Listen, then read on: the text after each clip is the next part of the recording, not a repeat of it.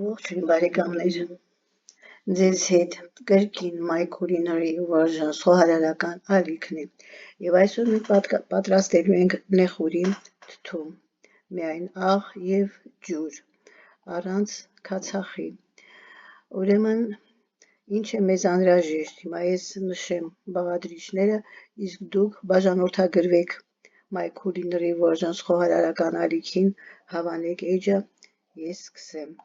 Մեզ հարկավոր է նեխուր, գազար, սխտոր, հատիկավոր սև պղպեղ, դափնու տերև, չորացրած սամիտ իր ցողուններով, ջուր, աղ։ Ուրեմն 1 լիտր ջրին գործածելու ենք 50 գրամ խոշոր չյոդացված աղ։ Ինչու չյոդացված, որովհետև յոդացվածի դեպքում ծոր է տալիս ջուրը։ Ինչպես ենք պատրաստելու։ Ուրեմն կախված նրանից, թե ինչ տարա եք վերցնելու թթվի համար, ըստ այդմ էլ որոշում եք, թե ինչպես եք կտրատում նեխուրը եւ գազարը,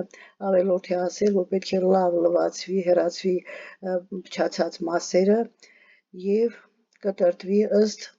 տարայի։ Տարայի մեջ տեղավորում ենք նեխուրը, գազարը, սխտորը, դափնու տերևը, հատիկավոր պղպեղը, չոր սամիթը։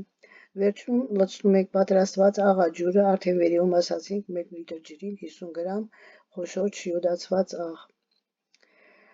Ամբողջությամբ պետք է ծածկի աղաջուրը մթերքը,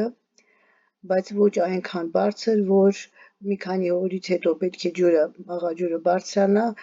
ու թափվի։ Այդ իսկ պատճառով անհրաժեշտ է լցնել ջուրը այնքան, որ թթվելուց ջուրը չթափվի։ Ուրեմն սա ծածկում ենք մեր թթուն ապագա եւ դնում սառը տեղ, պատրաստ կլինի մի քանի օրից։ Ուրեմն սառը ջրով ենք պատրաստելու մեր աղաջուրը։ Այսօրվա համար այսքանը, կհանդիպենք, ցտեսություն։